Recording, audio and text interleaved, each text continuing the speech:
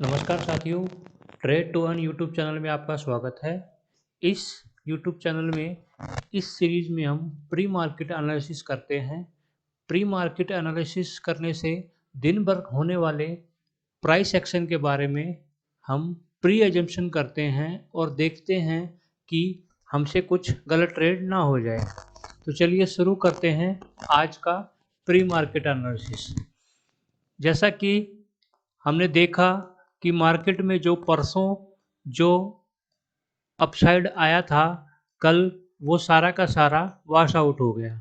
ऐसा क्यों हो रहा है? क्योंकि हमारे तीनों इंडिकेटर हमें सिग्नल दे रहे हैं कि market negative to sideways zone में है। ये देखिए, पहला बोलिंजर बैंड बिल्कुल फ्लैट है। इसका मतलब है कि या तो बोलिंजर बैंड को ब्लास्ट होना चाहिए, तब मार्केट में कोई बड़ी मूवमेंट आएगी। दूसरा जो इंडिकेशन है वो आरएसआई का इंडिकेशन है। आरएसआई साइडवेज जोन में है, आरएसआई में कोई भी मूवमेंट नहीं आ रही है। जो तीसरा इंडिकेशन जो आ रहा है वो एमएसीडी से आ रहा है। एमएसीडी भी नेगेटिव जोन में है। तो इसको देखते हुए हम ये डिसाइड कर सकते हैं कि मार्केट का प्राइस एक्शन भी नेगेटिव है, मार्केट का आरएसआई भी नेगेटिव है और मार्केट का एमएसीडी भी नेगेटिव है। तो ओवरऑल जो हम अपना व्यू बनाएंगे वो नेगेटिव साइड का ही बनाएंगे या डाउन साइड की ही अपॉर्चुनिटी ढूंढेंगे। चलिए इसका आवरली टाइम फ्रेम लगा के हम देख लेते हैं आवरली टाइम फ्रेम में हमें क्या क्या अपॉर्चुनिटीज मिल सकती हैं। जब मार्केट साइडवेज हो जाती है तो आवरली टाइम फ्रेम में भी कंफ्यूजन क्रिएट हो जाता है। ये देखिए, जब मार्केट साइडवेज रहती है और कोई भी डिसीजन नहीं होता तो मार्केट में ऐसी ही मूवमेंट रहती हैं। इसमें कोई भी पैसा नहीं कमा सकता क्योंकि एक पर्टिकुलर ट्रेंड नज़र नहीं आ रहा है। फिर भी अगर हम शॉर्ट टर्म पे देखें तो ये कुछ सपोर्ट नज़र आ रहे हैं और ये कुछ रेजिस्टेंस नज़र आ रहे हैं। और तो इन रेजिस्टेंस को मार्केट को तोड़ना पड़ेगा अपसाइड या डाउन साइड में। चांसेस किसके ज़्यादा हैं वो हम देख लेते हैं। आरएसआई साइडवेज टेरिटरी में है और एमएसीडी जो है वो आवरली टाइम फ्रेम पे क्रॉसओवर कर चुका है। तो हम जैसा हमने डेली टाइम फ्रेम में देखा था, इसमें भी हम नेगेटिव ट्रेड्स को देखेंगे। हमारी ईएमएज जो है, ईएमएज के नीचे प्राइस ट्रेड कर रहा है। तो अब हम ये लो टूटने के बाद प्राइस को नीचे की मूवमेंट के लिए ट्रेड करेंगे। अगर मार्केट को ऊपर जाना है, मार्केट ऊपर गया तो ऊपर जाके भी कोई फ़ायदा नहीं है। सोमवार को हमने देखा था ये मूवमेंट आने के बाद प्राइस ने रेजिस्टेंस लिया, तो अब प्राइस को यहाँ रेजिस्टेंस लेने की ज़रूरत है। ये जो बना है इसके ऊपर रेजिस्टेंस लेने की ज़रूरत है। जब तक ऐसा नहीं करेगा प्राइस में कोई मूवमेंट नहीं आएगी। चलिए देख लेते हैं कि बैंक निफ्टी क्या बता रहा है, बैंक निफ्टी का व्यू कैसा है। बैंक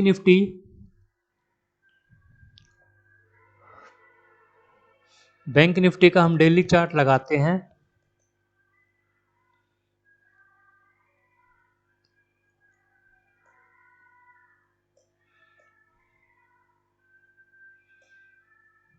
जो हम बैंक निफ्टी का डेली चार्ट लगाते हैं तो इसमें भी हमें नेगेटिव बाइसनेस साफ नज़र आ रही है। मैं आपको पिछले बहुत दिनों से बोलता आ रहा हूँ कि प्राइस इसको टच करके रिवर्स होगा। यही मैंने अपनी हर वीडियो में बोला है।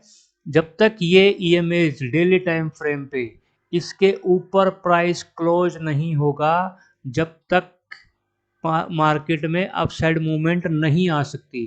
छोटे मोटे पुल बैक आएंगे, मार्केट नीचे जाएगी, फिर ऊपर जाएगी, फिर नीचे जाएगी, फिर ऊपर जाएगी, उसके बाद फिर नीचे आ सकती है। नहीं, अब ये भी आप देखिए, ये देखिए एक हाई ये था, फिर मार्केट नीचे गई, एक हाई ये बनाया, फिर मार्केट नीचे गई, फिर एक हाई बनाया, फिर मार्केट नीचे गई, फिर एक हाई बनाया। तो मार्केट जो है lower lows, higher low, higher highs, lower highs बनाती जा रही है। माफ कीजिएगा, लोअर हाइज बनाती जा रही है। एक हाई बनाया, फिर एक लोअर हाई ये बनाया, फिर एक लोअर हाई ये बनाया है। तो जब तक इस लोअर हाई को मार्केट नहीं तोड़ेगी, मार्केट में मूवमेंट नहीं आएगी। ये छोटे छोटी प्राइस एक्शन की टेक्निक है दोस्तों। इस लोअर हाई को मार्केट को तोड़ना पड़ेगा। जो इतनी बड़ी ग्रीन रेड कैंडल बनाई थी, इसका हाई मार्केट को तोड़ना पड़ेगा। तो इस प्राइस एक्शन के हिसाब से हम देख लेते हैं कि मार्केट नेगेटिव है। आरएसआई के प्राइस एक्शन के हिसाब से मार्केट नेगेटिव है, और एमएससीआईडी के प्राइस एक्शन के हिसाब से भी मार्केट नेगेटिव है। तो इन तीनों प्राइस एक्शन के हिसाब से डेली टाइम फ्रेम पे हम देखें तो हमारा व्यू बनेगा कि हम मार्केट में नेगेटिव रहेंगे। एक बार इसका आवरली टाइम फ्रेम लगा के हम ये देख लेते हैं कि आज मार्केट में कैसा ट्रेड होने का संभावना है।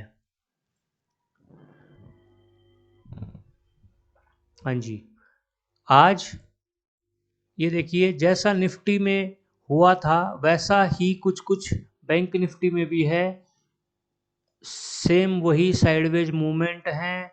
आरएसआई नॉर्मल जोन में है, और एमएससीडी भी अब एक दो कैंडल के बाद ऐसे क्रॉसओवर कर लेगी तो ये अगली बारी इसकी डाउन साइड आने की है। लेकिन मार्केट में ये एक जोन बन गया है 46,800 का, और ये एक जोन बन गया है 44,400 का।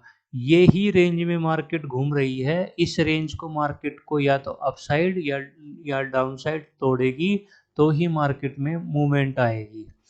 तो इसी हिसाब से आप ट्रेड कीजिएगा, थोड़ा संभल के ट्रेड कीजिएगा। आज बैंक निफ्टी की वीकली एक्सपायरी है और कल बजट है, तो ये 2 दिन आपको बहुत समझ के, सोच समझ के ट्रेड कीजिएगा। और अगर ट्रेड ना भी करना हो तो उससे अच्छी बात नहीं है। एक और चीज़ मैं आपको दिखाना चाहता हूँ, वो है विक्स। विक्स बढ़ रही है। इंडिया विक्स में काफ़ी अच्छा बढ़त आई है। जो ऑप्शंस हम बाय करते हैं वो ऑप्शंस महंगे हो गए हैं, और इंडिया विक्स में लगातार बढ़ोतरी होती जा रही है। इसको हम डेली टाइम फ्रेम पे देखें तो इंडिया विक्स बढ़ रहा है। विक्स बढ़ने का मतलब हम एक लेमन लैंग्वेज में लेते हैं कि मार्केट में एक डर का माहौल पैदा हो रहा है। मार्केट में और ज़्यादा गिरावट देखी जा सकती है। ये देखिए, ये बोलिंजर बैंड को ब्लास्ट किया, बोलिंजर बैंड ने हल्का हल्का ब्लास्ट होना शुरू भी हो गया है। तो हो सकता है कि यहाँ से बोलिंजर बैंड ब्लास्ट हो जाए। आरएसआई का सपोर्ट है, एमएससीआईडी का सपोर्ट है, तो विक्स जो है, विक्स भी बढ़ सकती है। विक्स बढ़ने से जो सबसे ज़्यादा दिक्कत होती है कि मार्केट गिर सकती है, मार्केट में गिरावट आ सकती है, और यही हमने अपनी जो है अब तक की एनालिसिस पे देखा है। तो चलिए दोस्तों, आशा करता हूँ ये एनालिसिस आपको अच्छा लगा होगा, और इससे कुछ ना कुछ एजुकेशनल पॉइंट आपने अचीव किया होगा। आपका दिन शुभ हो। नमस्कार।